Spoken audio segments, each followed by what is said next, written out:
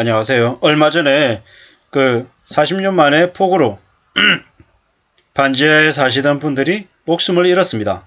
우리가 잘 알고 있다시피 반지하는 가난의 상징입니다. 매우 씁쓸하고 매우 충격적인 일이 아닐 수 없죠. 그런 지옥고에 사는 분들이 결코 적지 않다라는 거죠. 우리의 삶이 얼마나 힘들어지고 어려질 수 있는지를 그 사실이 알려주는 것 같습니다. 지옥고, 반지하, 옥상, 고시원을 이야기하는 게 지옥고입니다. 이러한 지옥고에 사는 이들이 절대 적지 않음을 우리는 다시 한 번 더 잊지 말아야 될 것 같습니다. 반지하 대신 공공임대주택을, 고시원, 반지하 거주자 공공임대주택 50만호를 별도로 확보하라는 이런 단체의 시위가 있었습니다.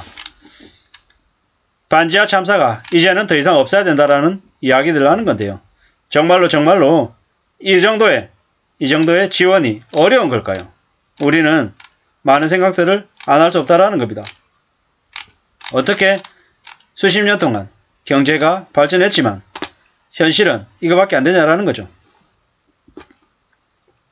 저지대에서 반지하 금지 22년 전에도 나왔던 말이라고 합니다. 근데 왜 이게 조치가 안 되는 걸까요? 반지하 주택을 없애 나가겠다라는 8월 10일 서울시의 발표가 외려 새삼스러울 정도라고 합니다. 평상시에도 거주자의 건강을 위협하고 있고 침수 같은 재난에 속수무책으로 당할 수밖에 없기 때문에 정부에서 끊임없이 거주지로서의 반지하를 지향하겠다라는 대책을 내놨답니다. 근데 왜 이럴까요? 왜 이거밖에 안 되는 걸까요? 왜? 참 침수 때마다 반지하를 막겠다고 정책을 내놓겠다고 얘기했지만 제대로 된 대응이나 대책은 여전히 없었습니다. 1998년 반지하 신축을 금지시켰고요. 또 2001년에도 20여 명이 또 사망하면서 지하주택을 좀 감소하겠다라는 얘기가 있었답니다. 2010년에도 마찬가지였고요. 2020년에도 그랬고 그리고 지금도 그렇고 여전히 도시 빈민의 상징인 반지하가 줄어들고 있나 어쩌나 라는 걸 한번 얘기해 보면은 실제로 현재는 32만 7천 가구가 반지하를 포함한 지하에 거주하고 있답니다. 2005년에 58만, 2010년에 51만, 2015년에 36만, 2020년에 32만 7천인 걸로 봐서는 감소되고 있는 건 분명한 것 같습니다. 다만 그 감소되는 속도가 지금보다 조금 더 빨라져야 된다라는 게 많은 사람들의 생각입니다. 지옥고, 지상, 옥상, 지하, 옥상, 고시원. 지하는 수도권이라는 입시적인 이점 외에는 다른 게 없죠. 이 반지하에 사는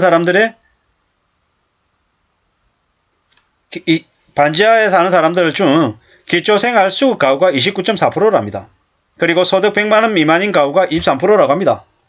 이걸 볼 때 도시 빈민들이 반지하를 여전히 거주 형태로 활용하고 있다는 거죠. 반지하 살면 안 좋은 건 알지만 갈 곳이 없어서 반지하에 지낸다라는 겁니다. 씁쓸한 얘기입니다. 씁쓸한 얘기. 어떤 식으로든 반지하가 좀 줄어들긴 해야 되는데요. 참 수도권 도심에서 대안을 찾기가 쉽지 않습니다. 반지하하고 비슷한 수준의 저렴하면서도 살만한 공간을 수도권 도심에서 찾는 건 현실적이지 않다라는 거죠. 정부가 대책 마련을 해야 된다라고 하는데 저게 말처럼 쉬우냐? 지금처럼 정부의 재정도 부족한 상황에서 저기 반지하 대책만 내놓는 건 가능한 얘기일까? 라는 생각들을 하게 되는 거죠. 오죽하면 반지하, 지옥고의 일부분인 반지하 옥탑방 고시원인 신조어, 지옥고, 열악한 주거 환경을 대변하고 있는 모습인 거죠. 참 씁쓸합니다.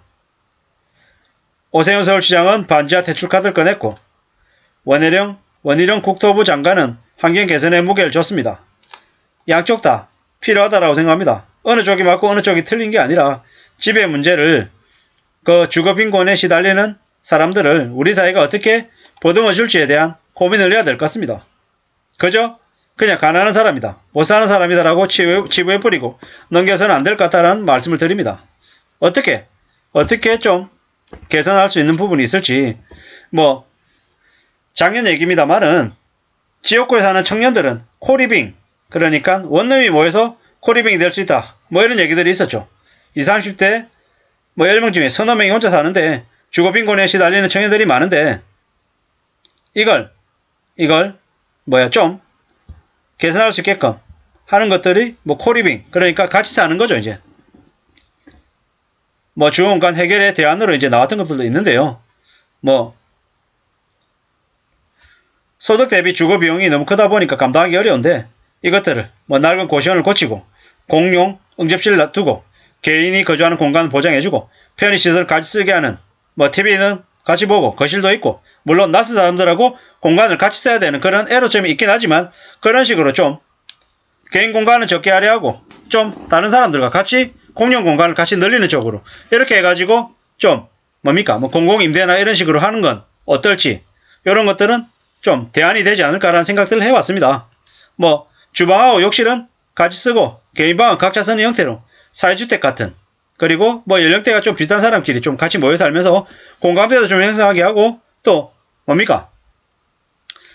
그런 고독사는 이런 것들도 좀 방지하는 그런 것들은 좀 어떨까, 이런 생각들도 해봤습니다.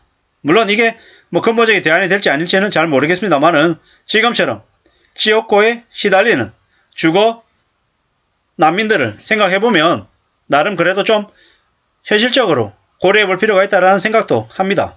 아무쪼록 우리 주변에서 힘들게 살아가는 주거빈곤층에 대해 우리의 인식들이 좀 달라지고 정부 차원에서 지역사회 차원에서 관심도 계속 많아져야 될 것 같습니다.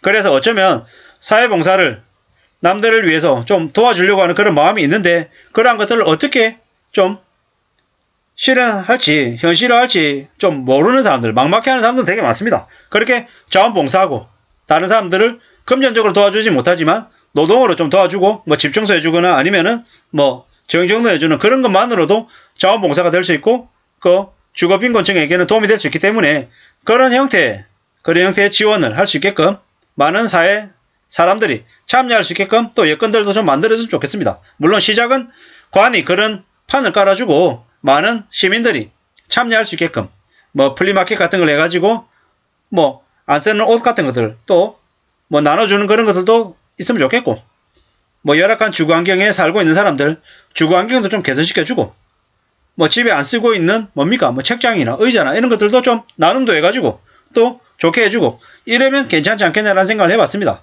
아무쪼록 정부의 금전적인 지원으로 모든 걸 다 해결한다, 이건 아니고요. 정부의 관심이나 지원도 있어야겠지만 지역사회 안에서 또 풀어갈 수 있는 부분들은 또 뭐가 있는지도 또 따져보면 좋겠다라는 생각을 해봤습니다. 아무쪼록 지역구에 사는 주거빈곤층들에게 우리의 사회가, 나라가, 국민 개개인들이 관심을 가지면 어떨까라는 생각을 해봤습니다. 아무쪼록 참고가 되시면 좋겠습니다. 감사합니다.